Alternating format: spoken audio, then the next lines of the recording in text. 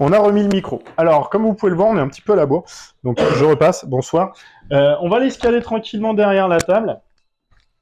C'est ça qui est bien, c'est qu'on est à la maison.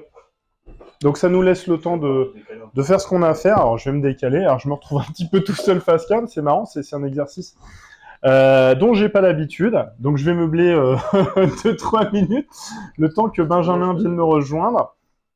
Pour ceux qui sont habitués, parce que alors, quelque part, j'espère qu'on a des nouvelles têtes qui nous suivent. Je n'ai pas pris mon téléphone sur lequel j'ai le chat qui va magiquement m'arriver entre les mains. Waouh, la magie du truc. Attends, on voit presque les câbles. On voit presque pas les câbles. Donc, petite boîte, pour ceux qui n'ont pas l'habitude. Dans cette boîte, nous avons 5 objets. 5 objets qui vont servir à Benjamin qui va me rejoindre, je l'espère, dans quelques instants, qui vont lui permettre de, alors, si ce n'est le présenter, le représenter, des choses qui lui parlent, des choses qui l'évoquent, des choses qui le font peut-être vibrer, ça je ne sais pas d'ailleurs, peut-être lui va nous parler de vibrations, de bonnes j'espère, peut-être aussi de sources d'inspiration, des choses qui l'ont construite. Et puis, j'aime beaucoup. Alors, nous avons Swift comme Swift qui se fout de ma gueule là-bas parce que je suis en train de meubler, je suis en train de ramener tout ce que je peux. Mais c'est un exercice. C'est un exercice. Je me décale un petit peu. Eh bien, écoute, vous pouvez vous asseoir. Merci de me rejoindre sur ce nouveau cadre. Bienvenue. Totalement. Ah merde. En fait, c'est moi qui dois sortir les objets. Ah oui, merde. Le guet-apens. On échange. Ah, c'est moi qui sors les objets? Ouais. Ah, c'est pas mal ça. Ah ouais, c'est pas mal. Si, c'est pas mal. Alors, hop, qu'on voit bien la boîte. C'est pas mal parce que Motus. Motus. Et je te dis, il y a 3 figurines, c'est un seul objet. Yes. Un seul Alors, objet. eh ben, tu sais quoi? On va commencer par les 3. Ok. On va commencer par les 3 parce que, hop, je te les donne. J'ai pas trop vu quoi c'était. Comment je peux les On va les montrer montrer ensuite devant la caméra et puis je vais les poser sur la table. Voilà, alors c'est mes 3 petites figurines des vieux fourneaux. Des vieux fourneaux. C'est bien reconnu. De la BD Les Vieux Fourneaux. Je crois pas qu'elles soient, je sais pas si elles sont commercialisées, c'est une copine libraire qui me les a refilées, c'est des goodies. Quoi. C'est du goodie? Regarde, je vais les pointer pendant que t'en parles. Et je les aime bien, et j'ai pris ça parce que, enfin, pour ceux qui connaissent pas la BD des Vieux Fourneaux, qui a été adaptée d'ailleurs au cinéma. Oui, c'est lequel, Eddie Mitchell? Eddie Mitchell, c'est lui. Ah ouais, punaise. Eddie Mitchell. Alors, Eddie Mitchell, c'est le moins ressemblant, mais en vrai, très très bon casting. Pierre Richard et j'ai oublié son nom. Et en plus, je crois qu'il change entre les deux films. J'ai oublié le nom de l'acteur qui joue le troisième. Mais très très bon casting. Eddie Mitchell, super choix. Il ressemble pas vraiment au personnage physiquement, mais en termes de personnalité, d'incarnation. Eddie Mitchell, quoi. Genre, meilleure idée, c'est trop bien. C'est dingue parce que ça me fait penser à un truc. Et je suis en pleine dérive là tout de suite. Rocorico. Mais Rocorico. Mais c'est pas bien. Plus tard. Ah ouais, je peux parler d'Eddie Mitchell. Je sais très bien. C'est pour ça que non, j'ai stop. Mais ouais. Les vieux fourneaux. Les vieux fourneaux, super BD. C'est de la vraie bonne BD franco-belge. Enfin franco-belge française hein, pour le coup, mais vraiment classique, comédie et en même temps hyper touchante et hyper maligne et tout. Lupano, super scénariste. Merde, voilà, maintenant j'ai un trou de mémoire sur le nom de dessinateur, je m'en excuse, mais c'est hyper efficace, c'est très bien, c'est très drôle. C'est politiquement c'est tout ce que j'aime, c'est vraiment très bien et c'est un truc sur les générations et c'est vraiment une de mes BD préférées, j'adore ça. Et j'avais pu faire un entretien avec Lupano sur Twitch justement à l'époque où on faisait. Et qui m'avait gentiment, vraiment adorable le mec, vraiment. Tu veux pas venir sur Twitch parler de tes trucs, c'est trop bien. Parce que Lupano, il a aussi fait Communard, qui est une BD que j'aime beaucoup. Enfin, il fait plein de BD que je trouve super balèze. Et voilà, c'était pour, voilà, je vous devais amener un objet. C'est un objet que j'aime bien avoir chez moi, sachant que j'ai un peu arrêté les figurines parce que déjà ça saoule ma compagne et j'ai un peu arrêté le truc de collectionnite, mais j'en ai quelques-unes que j'ai gardées et celles-là, voilà, elles sont très acceptées à la maison. Voilà, je sais pas ce que tu veux que je te dise d'autres. Mais pas grand-chose, non, c'est ce que je trouve génial, c'est que je t'attendais pas du tout sur ce terrain-là. Autant sur le terrain de la BD, pas de problème. Ouais. Mais alors, sur les vieux fourneaux, pas forcément. Et je trouve ça super cool parce qu'il y a un petit contre-pied là-dessus sur quelque chose qui est peut-être un petit peu plus... je sais pas comment le dire, mais peut-être un petit peu plus naturel, un petit peu moins fiction qui part dans tous les sens, pareil avec des univers complètement dingues. Ouais, mais moi, ma culture BD à la base, c'est vraiment parce que j'ai eu la chance moi d'avoir des parents très très BD-philes franco-belges, donc d'avoir déjà ce qui est pas le cas de tous les gamins, hein, d'avoir à la maison les Spirou, les Tintins. J'ai failli amener ça faisait doublon, mais j'ai un petit Milou en porcelaine que j'ai Ok. depuis tout petit. Mes parents super fans de Tintin, je pourrais parler de Tintin pendant des heures aussi. Enfin voilà, et donc moi c'est plus Spirou, Tintin, mais aussi tu vois Achille Talon, des trucs comme ça, et c'est très important pour moi. Et c'est vrai que maintenant je parle plus de pop culture, donc même si en réalité ça devrait compter en pop Hum, culture. Donc hum. j'ai eu une phase très comics et tout, donc très super-héros, trucs américains et tout. Mais moi à la base, mon truc c'est ça quoi, c'est Lucky Luke, c'est genre les tuniques bleues aussi. Alors j'ai Ah rarement ouais. aimé, mais genre tuniques bleues, si tu fais dans mon top 5 BD, il y a les tuniques bleues quoi. Ouais, ouais, de fou. C'est vraiment une BD que j'ai poncé à l'infini et qui est genre importante pour moi quoi. Donc un gros historique Ah franco-belge. ouais ouais à fond. Alors c'est cette culture, je veux dire limite familiale franco-belge qui t'a amené vers le reste. Alors pour moi le reste ça va être le comics. Le comics, c'est mon frère. Le Ok. comics, c'est mon frère j'ai un frère qui est plus vieux que moi et qui avait des cultures que mes parents avaient pas spécialement, notamment le comic book ou le hip-hop ou des choses comme ça, des cultures plus américaines en fait aussi. Mhm. Mais pour moi, c'est lié parce qu'en fait, est-ce que t'as comment dire, est-ce que t'es dans des familles ou des environnements où il y a une vraie passion, un vrai respect pour la culture populaire. Et la BD franco-belge, pour moi, c'est pas très différent du comics à ce niveau-là, en Mhm. fait. On est Et peut-être pas opposés. Et ça serait valable pour le manga ou quoi, qui est pas une culture que j'ai connue beaucoup gamin, notamment parce que, par exemple, mes parents je fais partie de cette génération, j'en ai parlé plein de fois, et je sais qu'il y a plein de gens qui ont connu ça, notamment les fils de profs. Pas de Club Dorothée. ah Ségolène. Donc ouais, Ségolène très est passée Ségolène par Fort, un là. petit peu, Ségolène Télérama Soir. C'est pas grave, je leur en veux pas, je comprends. Mais voilà, du coup, j'ai raté un petit peu l'arrivée de l'animation japonaise en France avec ça. Mais en réalité, ça serait valable tout pareil, quoi. C'est que est-ce que tu as du respect justement pour ces cultures-là Alors, petite question, justement, cette transmission, elle s'est faite de manière directe ou, alors, j'allais dire indirecte, c'est-à-dire que il y avait les bibliothèques, il y avait les BD, et puis il y avait Quartier Libre, limite, où en Ouais. fait, vous êtes allé les chercher, il y a une démarche presque personnelle, vous y aviez accès, c'est pas forcément eux qui vous ont mis dedans, mais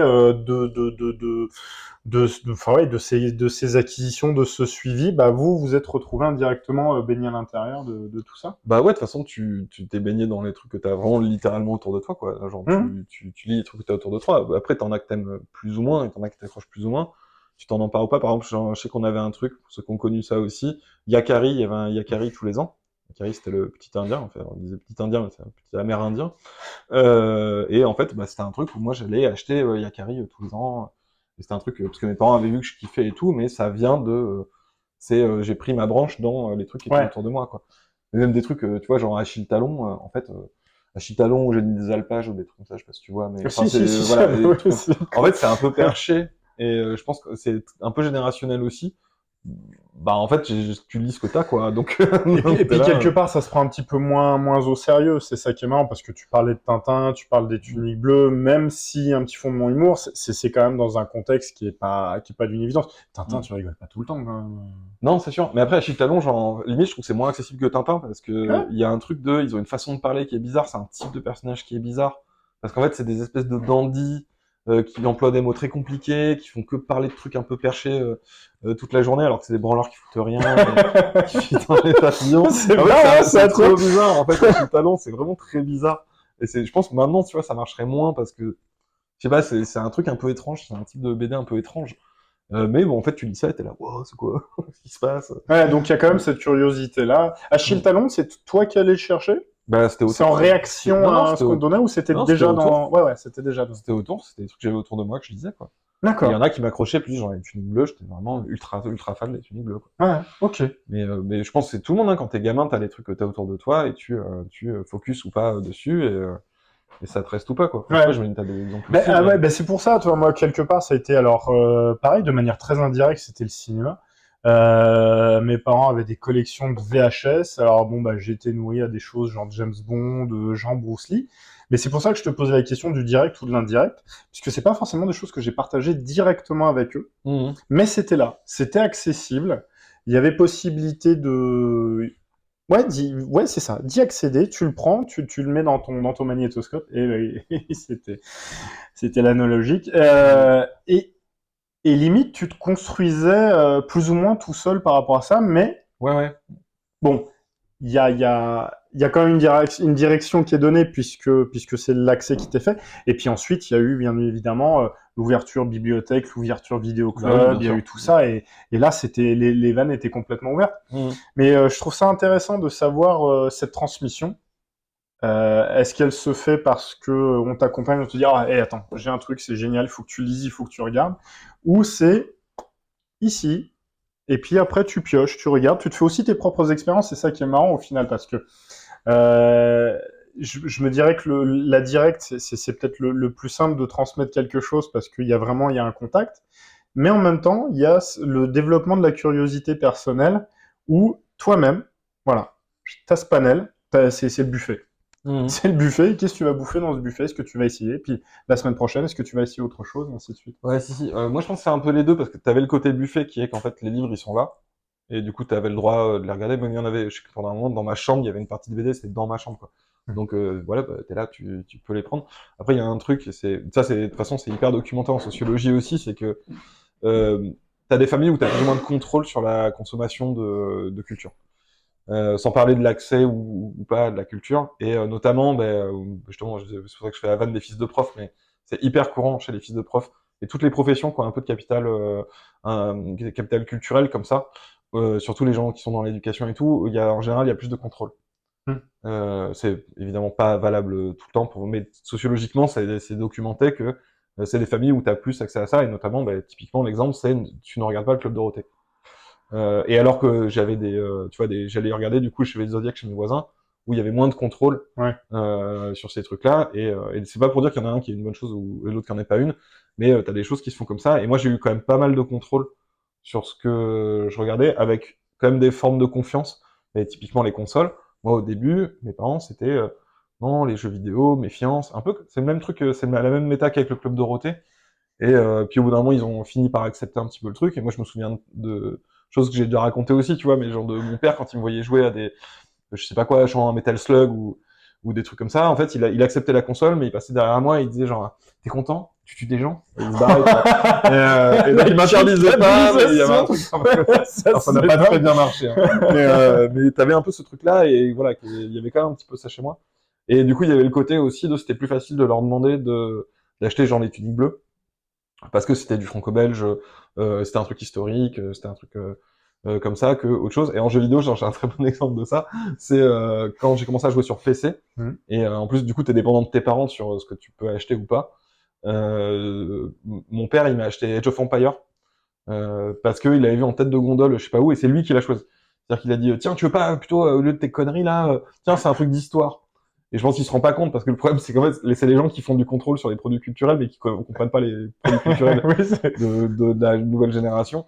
Et du coup il se rend pas compte qu'en fait juste Age of Empire c'est un jeu de guerre, mais c'est c'est un ça, putain de RTS trop bien, et moi c'est un de mes jeux préférés de tous les temps, Age of Empire. Mais en fait à la base il l'avait acheté parce qu'il y avait un prétexte historique. tu sais, c'est genre typiquement le jeu du CDI, tu vois. Oui, mais voilà, Genre, tu vois, exactement, Pilgrim, c'est Pharaon, c'est ça, les jeux cryo, Versailles, Rome, les Versailles. les trucs qui étaient en plus bien dégueulasses d'ailleurs, mais Ouais, t'as des trucs qui étaient bien, genre Pilgrim, c'était bien et faudra tout. qu'on fasse Mais en ça. fait, il y avait tu sais, t'as un peu la justification Ouais. c'est historique, c'est éducatif, c'est machin et Mais tout. j'adore cet aspect rassurant de se dire ok, c'est des tronches alors, médiévales, romaines en fonction du premier ou du deuxième Age of Empires, mais où tout de suite sur une image, je dis ok, il y a quelque chose d'historique. Alors en plus quelque part c'est pas con Non, parce en plus, que c'est un peu vrai. exactement, il y a la technologie, il y a les différents groupes, les différentes civilisations, mais effectivement, quelque part, bah, tu vas assassiner des centaines, des milliers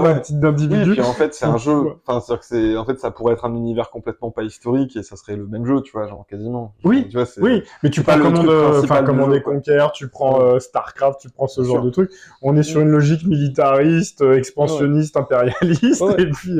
Ouais, puis en fait, tu fais que jouer aux petits soldats, mais c'est vrai qu'il y a quand même le truc un peu ouais, le jeu du CD, ouais, ça. Mais de gens, tu te dis, ouais, t'as joué à Age of Empire, donc tu sais que les Hittites, en fait, pour toi, les Hittites, c'est des mecs, déjà, t'as jamais entendu parler des Hittites de ta vie, Et en fait, tu vois que c'est des mecs sur des chars qui sont plutôt au Moyen-Orient, et ça te met un truc en tête qui est pas déconnant, parce que oui, au moins t'as un petit background sur les Hittites. Ouais. Et mais en fait, non, le but du jeu, c'est que en fait, tu vas faire des éléphants et tu vas péter la gueule à tout le monde, parce que si tu prends les pertes, tu fais des éléphants, quoi. Et puis tu mets des cheat codes avec tu mets des des bagnoles cheat codes. laser, et puis c'est fini. Mais ouais, les ça deux font reste un jeu.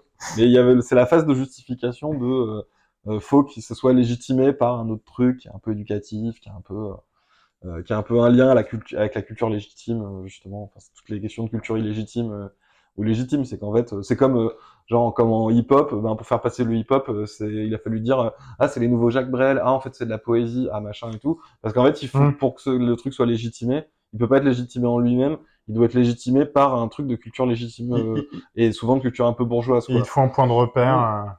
Ouais, c'est ça. Qui C'est servent dire, de base. alors qu'en fait, quelque part, tu vois, reprends l'exemple du hip-hop. Les gens auraient tout à fait pu dire non, c'est pas du Jacques Brel et c'est pas de la poésie, on vous emmerde. Genre, parce qu'en fait, c'est vrai. C'est-à-dire qu'en fait, le hip-hop, il a un intérêt en lui-même. Mais pour que ça passe dans les cercles, pour que ce soit accepté dans la culture la culture française que tu voyais à la télé, que tu voyais dans les, je sais pas quoi, dans les aux victoires de la musique ou des trucs comme ça, ben, fallait passer par un truc de, oui, mais finalement, c'est un peu comme ce truc qui est légitime. Et bon, t'as quand même vachement ce truc-là, quoi. Et le jeu vidéo, c'est pareil, tu vois. Voilà, le truc de fallait vendre le jeu vidéo sur des trucs comme ça. Moi, je sais que le nombre de gens de la génération d'avant à qui j'ai un peu vendu le jeu vidéo en disant, regardez, tu joues à Flower, tu joues à des machins comme ça, pour leur dire, non, mais vous voyez, le jeu vidéo, c'est pas que Gears of War où tu tues des gens et tu tues des aliens. Sauf que normalement, il y a l'étape d'après où tu leur dis, ceci dit, tuer tout plein d'aliens, c'est cool. En fait, aussi. mais c'est ça. C'est quand même intéressant. Faut pas oublier l'aspect ludique aussi du jeu. Ouais, et puis en fait, c'est intéressant aussi et que c'est pas mal. Mais en général, tu passes par un petit truc de regardez, c'est intelligent. Un travail d'acceptation, voilà. mais ça, c'est un autre débat qu'on n'aura pas le temps de fixer ce soir, puisqu'on a déjà pris beaucoup de temps pour le premier objet. Non, t'excuses pas parce que c'est super intéressant. J'imagine que c'est un double. Oui, alors chacun est un objet différent. Ah, chacun est un objet différent. Alors, bah, ok. Ah la vache, je te la laisse, vas-y, c'est cadeau. La magnifique casquette CGT Strass qu'on m'a offerte. Elle est disponible hein, sur le site de la CGT. C'est un vrai goodies de la CGT que j'aime bien mettre aussi dans les vidéos et en manif. Alors je vais la rapprocher de la caméra, mais j'ai peur de la péter. La caméra, pas la casquette. Vu de ce qui pète dans tous les sens. Mais elle est devenue un peu mainstream, celle-là maintenant. Ah merde. Si tu vas en manif, t'en vois plusieurs maintenant. Dans certains cercles, elle est devenue un peu mainstream et c'était un collector pendant un moment. C'est très bien, je viens de poser la casquette CGT sur Gears of War. Ouais. Je trouve ça super cool. Mais voilà, mais ça c'était plus pour le côté, voilà, je me suis dit, c'est un objet que j'aime bien, que je porte souvent. C'est ton côté bling bling. Et c'est mon côté bling bling, c'est le côté, oui, syndical et politique. Et voilà, que j'aime bien, qui est important pour moi aussi. Et voilà, mais j'aime bien en plus parce que elle est marrante, quoi, elle est jolie. C'est vraiment une idée débile et elle est super cool, quoi. Donc voilà, j'en suis très fier, ça me ferait chier de la perdre. Et soirée mondaine, tu la sors régulièrement? Je fais pas beaucoup de soirées mondaines. Tu la sors souvent, mais pas pour les soirées mondaines. Bah ouais, non, je la sors plutôt. Alors, déjà, je la sors pas dans des endroits où je pourrais me faire taper parce que je la porte, mais sinon, elle fait très très bien en soirée. Ouais, en manif, à la fête de l'humain, ça passe vraiment très très bien. D'accord. Voilà. Ok. Fête de l'humain, est-ce que tu veux en parler un tout petit peu justement? Est-ce qu'on peut en profiter pour faire ce parallèle? Non, par rapport... ouais. Non, mais par rapport au travail que tu fais, toi au niveau de justement au niveau de l'humanité, au niveau de alors pas l'humanité de manière générale. Tu te positionnes comment par rapport à l'humanité? Mais oui, bah je sais pas, ouais, on bosse avec l'humanité depuis 2 ans, donc le journal, effectivement, et on est trop contents et c'est cool et je sais pas quoi dire. Moi, je suis content parce que c'est un vrai journal historique voilà des grands journaux de gauche historiques français. C'est comme le journal de Jean Jaurès à la base et tout, donc il y a vraiment une histoire. Donc c'est cool de faire des vidéos YouTube. Maintenant, ils ont Twitch. Il y a un Twitch de l'humanité. Donc, le journal de Jean Jaurès a une chaîne Twitch et c'est super bien ce qu'ils font aussi là-dessus. Donc je suis content que ça existe et de faire partie un peu tu vois, c'est de faire un peu partie de cette histoire-là d'une certaine façon. Et voilà quoi. Et du coup la fête de l'humain aussi, super. Puis en plus c'est le truc culture populaire quoi, c'est que c'est pas juste l'engagement politique, c'est tout ce qu'il y a autour qui peut être festif, qui peut être la musique, qui peut être les débats, qui peut être la BD avec les vieux fourneaux aussi, c'est très fait de l'humain aussi. Mais voilà, donc je sais pas ce que tu veux que je dise d'autre. Non, mais là-dessus, c'est très. Bah, mais en fait, moi, je ne veux rien. C'est ce que toi, Ouais. tu te sens de dire. C'est par rapport à la collab, c'était par rapport à ça. Ça, Alors, c'est là. plus dur à expliquer. Eh Parce ben, que- je te la laisse alors. Et ça, c'est celle que je porte le plus. Et alors là, c'est une référence beaucoup plus obscure. Mais pas tant que ça. Mais ça, c'était pour symboliser, on va dire, parce qu'il fallait que ça représente des trucs. On en a parlé pas mal hier, les espaces liminaux, les trucs comme ça. Et tout. D'accord. Moi, j'adore les trucs de culture internet, vraiment spécifiques à internet, notamment tous les trucs un peu mystérieux et qui, comment dire, qui naissent vraiment que d'internet. En fait, Doveland, c'est un. Est-ce que vous connaissez l'effet Mandela? Ça vous dit quelque chose? Oui, Ouais. oui, c'est quand on. Enfin, moi, je pense que tu l'expliqueras mieux que moi. En fait, en gros, l'effet Mandela, c'est parti d'un truc de gens qui disaient, moi, j'étais persuadé que Nelson Mandela était mort en prison, parce que Nelson Mandela était des années en prison pendant le régime d'apartheid en Afrique du Sud. Et il y a des gens qui disaient, mais en fait, moi, je me souviens même de l'enterrement à la télé, genre vraiment, j'ai un truc. Et il y a vraiment des milliers de gens par le monde qui ont dit, mais oui, c'est trop bizarre et tout. Et en fait, ils s'en sont surtout rendus compte quand Mandela est vraiment mort, parce qu'en fait, Mandela, il a complètement été sorti de prison, il a été président de l'Afrique du Sud quand ils ont mis fin au régime de l'apartheid. Et il y a eu un enterrement très médiatique, et il y a des gens qui s'étaient persuadés de ça. Et ça a donné le nom à un effet qui s'appelle l'effet Mandela, qui est un effet en gros, de faux souvenirs collectifs. Il y a plein d'autres exemples que ça, de ça. Ça peut s'expliquer par plein de façons. Alors il y a des théories trop drôles parce qu'il y a vraiment des gens qui partent en mode mais en fait c'est la preuve qu'il y a des réalités parallèles et qu'en fait on a des souvenirs parasites de réalités parallèles et tout. Et en fait bon il y a des explications beaucoup plus logiques que ça, notamment par exemple pour Mandela qui est que par exemple il y a d'autres militants, notamment un mec qui s'appelait Steve Biko qui est très méconnu maintenant surtout par rapport à Mandela, qui était un militant hyper connu de la cause contre l'apartheid en Afrique du Sud. Il y avait des chansons de lui, sur lui. Il y a eu un film de lui qui avait hyper cartonné. Genre, il était hyper connu. Et en fait, maintenant, il s'est fait un peu bouffer, je pense, par la figure de Mandela. Lui, il est mort en prison.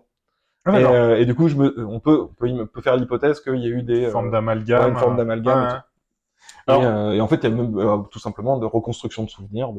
c'est assez marrant parce que bon, là, la sortie de Mandela de prison, Internet, les réseaux sociaux et même maintenant tout ce qui est vidéo, il n'y avait pas cette influence-là encore. Donc, Oui, bah oui. tu vois, ce souvenir collectif, il peut pas être advenu d'une circulation à haute échelle de l'information, alors qu'elle soit bonne, qu'elle soit pas, qu'elle soit mauvaise.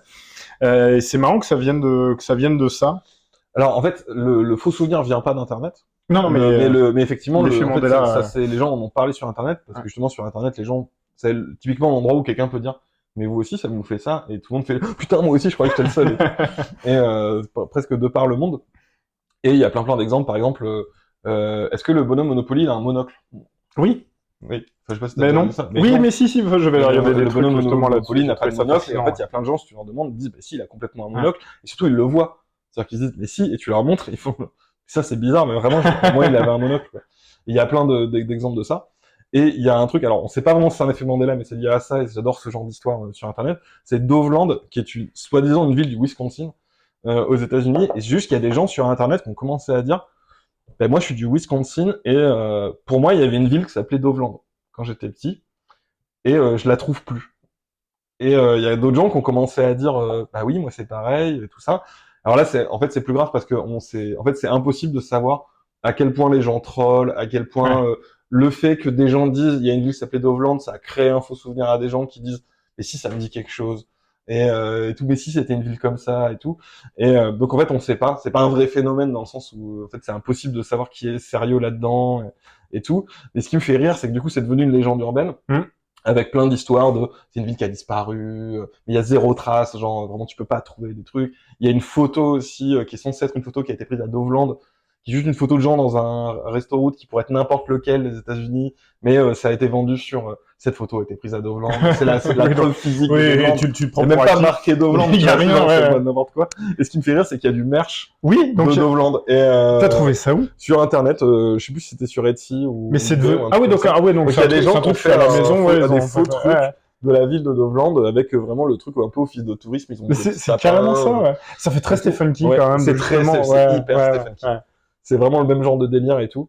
Et j'aime bien parce que en fait, si t'as pas la ref, c'est juste une ville de n'importe quelle. Mais complètement. Une casquette de Ah ouais. n'importe quelle ville du Wisconsin, de n'importe où aux États-Unis. Je vais gratter ce truc. Et voilà, et moi ça me fait rire de ça parce que juste il y a du maire sur une ville qui n'existe pas et Alors, ça me fait marrer. pour repartir sur le domaine du jeu vidéo, moi ça me fait rappeler l'effet, je sais pas si tu connais Polybus. Oui, bien sûr.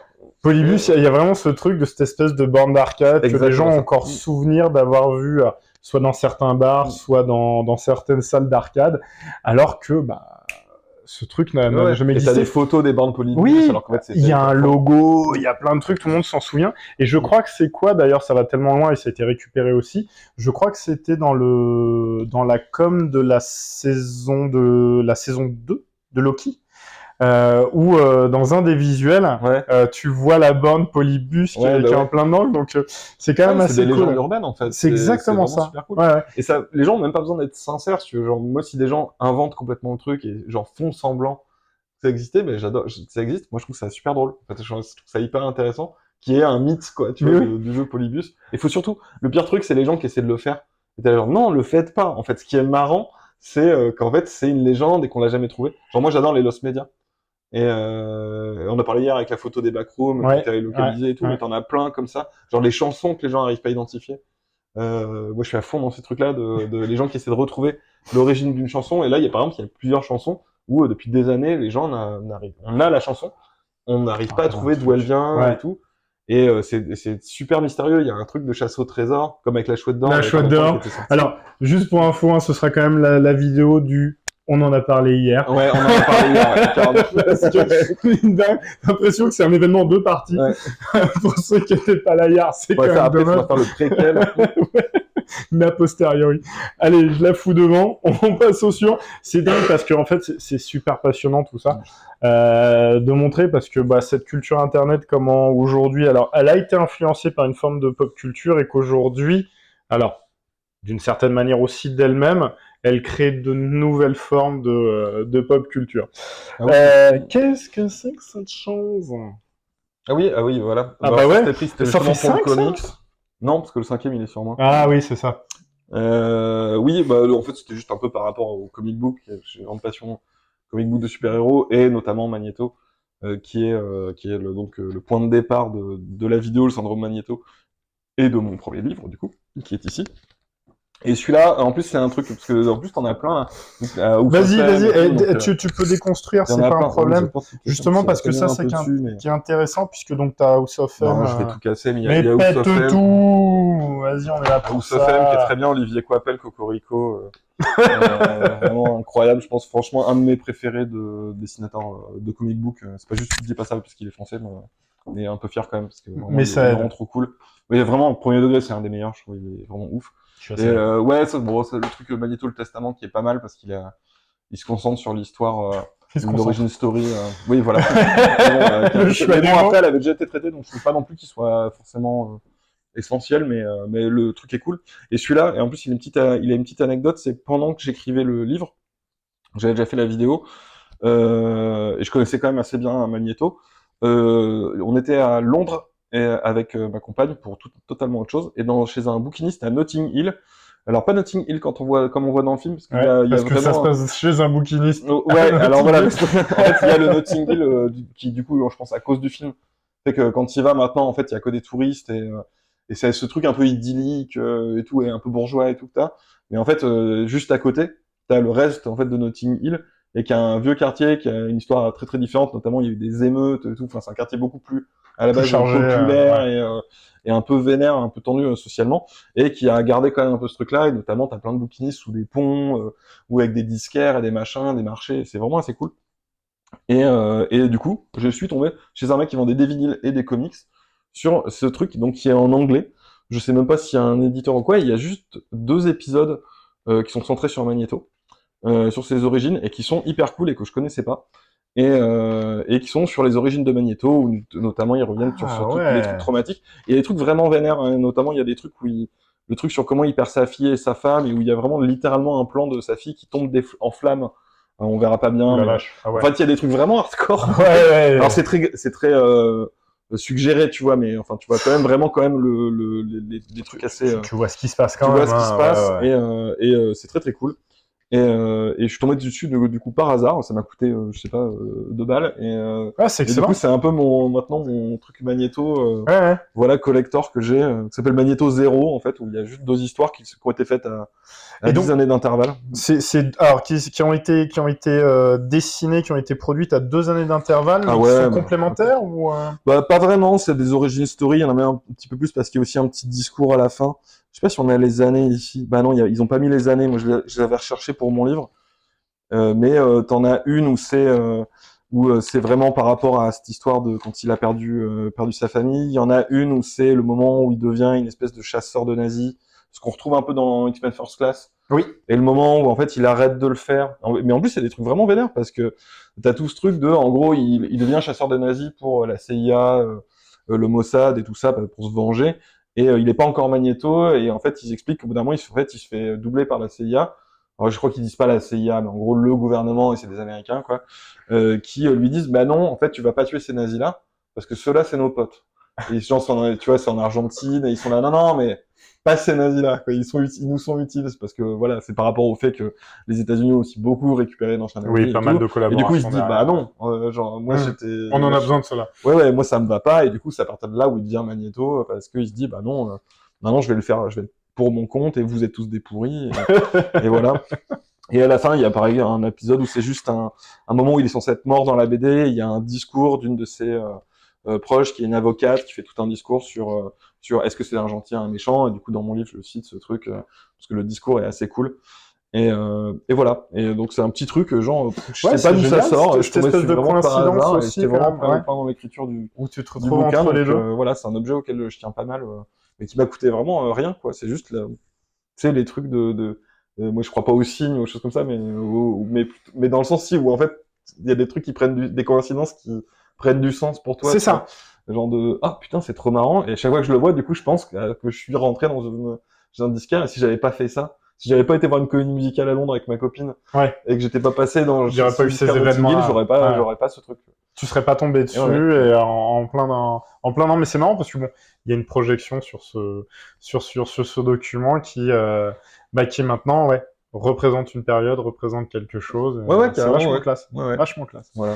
Le dernier objet, Le parce que dernier je objet, pense je qu'on l'ai a sur déjà moi. un petit peu dépassé le. Bon, après, très vite, du coup, alors c'est très précis. T'as reconnu parce que j'allais dans le Ouais, dos. j'ai triché. J'aime bien les trucs où, si t'as pas la ref, c'est pas grave, c'est juste un t-shirt avec une étoile et des machins, et il y a un visuel qui est chouette. Et si t'as la ref, t'es là, ah, et genre Dovland, c'est cool pour ça. Genre par exemple celui-là, quand les gens me disent, et là je me dis, Ça d'accord, fait chier on parce se que je l'ai reconnaît. pas. Et c'est Disco Elysium, en Ah, fait. je sais pas où C'est il est. le jeu Disco Elysium qui est un Ouais. de mes jeux préférés ever. Trop trop bien. Je suis un fan relou de Disco Elysium. Tous les fans de Disco Elysium sont des fans relous de Disco Elysium.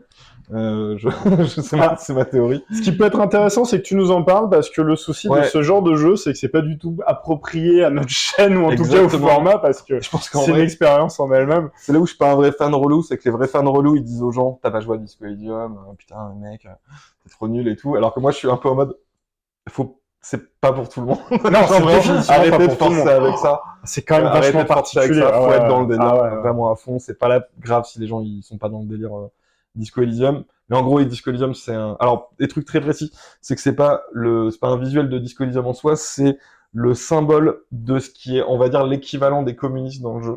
Ok. Donc, double sens. Parce Oui. que du coup, en réalité, c'est un symbole communiste dans la diégèse de l'univers de disco, ouais. qui est un jeu communiste. Mais bon, en gros, c'est un RPG qui a été fait. À combien j'ai de temps? Parce que moi, je peux faire 3 heures hein, sur Disco. Alors, on va essayer de faire 3 heures. En gros, c'est un RPG. T'as moins 10 minutes, ouais. Non, mais en gros, c'est un RPG qui date Il est là. il y a quelques années. Ah, ben voilà. Il est là. Je le cherchais, non, mais c'est pas. Ah, sur PS4, tiens. Et qui est très particulier dans le sens où, en gros, c'est quasiment qu'un jeu textuel. Ah oui, tout se passe dans les c'est boîtes du de dialogue. RPG purement. Ouais.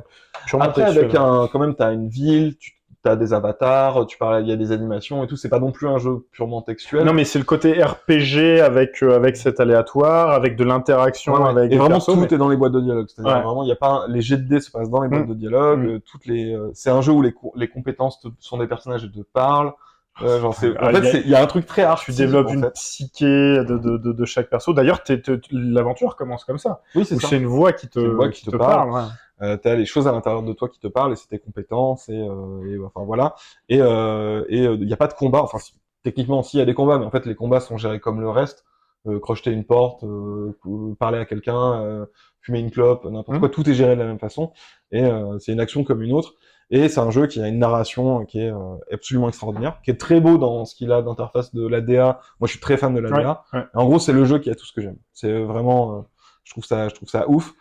Mais au-delà du fait que ça me parle moi, parce qu'en fait, ça me parle à moi, parce que il y a le côté, je trouve que quand t'es fan de RPG, un peu comme ça écrit. Et... Moi, ça m'a rappelé Planescape Torment, par exemple, peut-être que t'as fait, qui est moi un de mes RPG cultes de fou, parce que pareil, c'est un univers que t'as jamais vu de ta vie. Quand tu fais même ça, le personnage que t'incarnes. le personnage que t'incarnes, tout est étrange, tu sais pas où tu mets les pieds, il y a ce truc-là. Et par exemple, dans Planescape Torment, un des trucs qui m'avait marqué, c'est que c'est un genre de Baldur's Gate, d'ailleurs, c'est le même... Oui, c'est Black Isle, je crois. Ouais, c'est Black. Ouais. Oui, c'est ça. Et t'avais ce même truc en fait, c'est le système de combat de Donjons Dragons, mais un peu twisté. D'ailleurs, en fait, techniquement, c'est le même univers. Parce qu'en fait, tu joues dans les dimensions supérieures de Donjons Dragons. Donc, la dimension de l'enfer, du paradis. En fait, tu joues dans la ville qui est au milieu des dimensions. D'accord. Après, donc, en fait, tu retrouves jamais rien parce qu'en fait, t'as pas les nains, les elfes, les trucs classiques. Mais techniquement, c'est le même univers, c'est des dimensions. Bref. Oui, puis le système de jeu qui sortent quand même de Donjons et Dragons. Oui, je crois qu'ils avaient fait Icewind Dale aussi. C'était le t'as un peu ce truc, mais elles étaient toutes twistées à fond pour que ça devienne un peu bizarre. Et c'était vraiment typiquement un jeu où tu cliquais, t'avais pas sur un bonhomme, t'avais pas juste bonjour, il te faisait le dialogue, vous êtes face à un vieillard qui machin. Et en fait, tu lisais un livre. Mais le livre dont vous êtes le héros, on est vraiment dans ces déclinaisons là. Et ce qui fait que c'était moins accessible aussi. C'est vrai qu'il y a un côté, faut aimer lire des gros pavés de texte, quoi. Et par exemple, Disco Elysium, si vous passez les dialogues dans les jeux, ne jouez pas à Disco Elysium, ça ne sert à rien. En fait, c'est comme si vous passiez le jeu. En fait, il y a pas d'autre chose que ça. Et moi, c'est un jeu vraiment, moi j'ai pleuré devant, vraiment, c'est un truc de fou. Mais c'est très personnel aussi. Il y a des trucs politiques, il y a des trucs philosophiques, il y a des trucs culturels qui me touchent particulièrement et tout. C'est un jeu très francophile, notamment, il y a plein de trucs, il y a plein de références à la culture française. Et en plus, c'est un jeu un peu maudit. Et c'est ça que je trouve génial. En fait, c'est un jeu qui est vraiment merveilleux au sens où il est un peu marginal. Genre justement, il y a les fans relous de Disco Elysium, mais ils sont très relous. Il y a un très bon article de comment il s'appelle ce site parodique site de jeu. C'est Hard Drive, qui est un peu The Onion, mais en version jeu vidéo. Ouais. Et ils avaient fait un article sur que répondre à votre pote relou de Disco Elysium pour qu'il arrête de parler de Disco Elysium. Et ce qui était génial, c'est que tout l'article, en fait, tu vois qu'il a été écrit par un fan relou de Disco Elysium. Et en fait, c'est que de comment faire avec lui. Et plus ça avance l'article, plus ça devient Disco Elysium à fond. Donc en fait, ça finit par... Et du coup, l'article se moque des fans, et moi j'ai vu que des fans commenter cet article en disant c'est trop drôle, c'est vrai qu'on est trop c'est relou. super méta, donc justement tu te rentres complètement dans et je pense, est-ce que c'est Game Next Door qui a fait ça? Il y a des gens qui ont fait un truc sur l'héritage de Disco Elysium, et en fait, je suis d'accord avec eux, il y a un avant et un après. C'est-à-dire que même si vous y avez pas joué, ça a été un gros succès quand même. Mais même si les gens y ont pas joué, il y a plein de jeux auxquels vous jouez maintenant de RPG, les gens ont joué à Disco Elysium. Qui ont ouais à fond vraiment. Moi je peux pas le prouver, mais pour moi il y a pas Baldur's Gate 3 s'il y a pas Disco Elysium. 100%. Ah ok. Genre sur vraiment... ce travail-là, parce que l'Ariane était quand même déjà connu sur le boulot qu'ils avaient fait. Tous les original sin, je suis d'accord. Mais pour moi, l'Ariane, ils ont fait. Là, je suis en plein dedans de Baldur's Gate, mais je suis pas très très loin. Mais clairement, c'est le meilleur RPG qui ait jamais été fait à part Disco Elysium depuis 15 ans, quoi. Vraiment. En fait, je trouve qu'ils ont pris tout ce ils avaient de bon dans l'Ariane. Je sais pas si tu vas être d'accord avec moi, mais c'est ma théorie. Tout là où ils étaient bons, notamment sur les mécaniques de combat, sur l'écriture, sur la qualité de l'univers et tout, ils l'ont mixé avec tout ce que les autres faisaient de mieux. Par exemple, le truc du campement et des relations, notamment des relations. J'ai pas fait Baldur's Gate. Je ne l'ai pas fait, non, parce que j'attends qu'il y ait une version physique. Tu sais qu'il y a un truc en fait, t'as des PNJ qui sont hyper marquants, que t'as des relations avec eux, que t'entretiens, qui changent, etc. Ils ont juste pris les jeux BioWare, ils ont fait, c'est les meilleurs là-dessus, on va faire pareil. Ok. Et ils l'ont parce que d'ailleurs, ça fait un petit bout de temps qu'ils sont. Mais c'est Mass Effect. Si t'es fan de Mass Effect, tu t'arrives au camp, tu fais très bien, j'ai compris. J'ai compris ce qui se passait ici. Déjà vu ça. C'est donc là où on va draguer des gens et se faire des ennemis. Et enfin vraiment ils ont repris le truc, mais je dis pas ça au sens plagiat, c'est au sens ils se sont dit personne n'a fait mieux, on va prendre ça et on va essayer de le pousser un peu plus Oui, loin. mais c'est encore de l'inspi, c'est encore venir puiser sur ce qui a déjà Oui, été carrément. fait. Ok. Et moi je suis persuadé qu'il y a une influence Disco Elysium vraiment à fond dans l'écriture. Il y a vraiment un truc de c'est plus possible d'écrire des RPG. Ça fait très exagéré comme ça, mais je pense vraiment que c'est vrai. Depuis Disco Elysium, c'est plus possible d'écrire des RPG occidentaux pareil. Ok. T'es vraiment un loser si tu continues à faire On parle des potes D'ailleurs, parce relous, qu'on mais... on dit pavé de texte, justement, ben, en fait, Disco Elysium a tué le pavé de texture. C'est que t'as plus le droit de faire un pavé de texture. Si tu sais, les trucs de lore, genre, typiquement Pillars of Eternity, c'est très bien, mais genre, tu passes tout parce qu'en fait, c'est imbitable, c'est chiant, c'est que des bouquins de lore un peu pas intéressants et tout machin, c'est fini. Maintenant, tu veux dialogue efficace. Si tu mets un pavé, c'est que tu fais une petite nouvelle et ça va te péter la tête, ou alors, fais en sorte qu'au moins ce soit drôle. Ah, Tu vois, enfin, il y a j'ai plein quand même d'éléments souvenir dans que Disco c'était Elysium. quand même assez long aussi. Il y avait quand Alors, même beaucoup de c'est textes. très long, C'est chargé. Hein. c'est chargé parce que c'est que du texte, mais tous les textes sont ouf. Enfin, genre vraiment, c'est C'est ultra vachement bien bien écrit écrit. et c'est trop fort. Et l'autre truc, c'est que c'est un jeu qui, voilà, j'ai pas le temps de tout expliquer, mais en gros, parce que là, il y aura pas loin de de suite. ce qu'on pouvait Il y aura faire. pas de suite. Non, parce que le studio s'est cassé la gueule. Parce qu'ils ont viré les gens. Enfin, il y a toute une histoire. En Ouais. fait, c'est un jeu qui est méta jusque dans son destin à lui. C'est-à-dire que c'est vraiment, en fait, c'est des gens qui viennent de l'art un peu chelou, bizarre, avec des délires de groupes artistiques communistes bizarres de l'Europe de l'Est et tout. Ils ont fait un jeu à succès et ils se sont fait complètement baiser, y compris par eux-mêmes Oui, dans parce ce qu'ils truc-là. sont un peu autodétruits aussi. Oui, hein. ils sont un peu autodétruits Ouais. et en fait, c'est avec Disco Elysium, c'est un accident et c'est trop beau enfin c'est beau et c'est triste en même temps. Bah, c'est un bel accident quand même. C'est un bel accident et voilà. Allez. Mais bon, Je le cale j'essaie de ici. le faire plus court. Mais Disco Elysium, quoi. Je le cale là, ouais. Puis, bon, non, je vais pas sortir ce qu'il y a dedans parce que t'as l'arbre de. Et c'est normal que vous détestiez vraiment. Écoutez pas les gens qui vous disent vous avez pas de goût. C'est normal de. Non, c'est très Disco Elysium, particulier. C'est sûr que c'est compliqué de rentrer dedans. Ouais. En parlant de rentrer dedans, on va sortir de là et puis on va passer au canapé pour le deuxième jeu. C'est bien parce que je sens qu'on va avoir énormément de choses aussi à dire sur le deuxième jeu, donc on va s'arrêter tout de suite.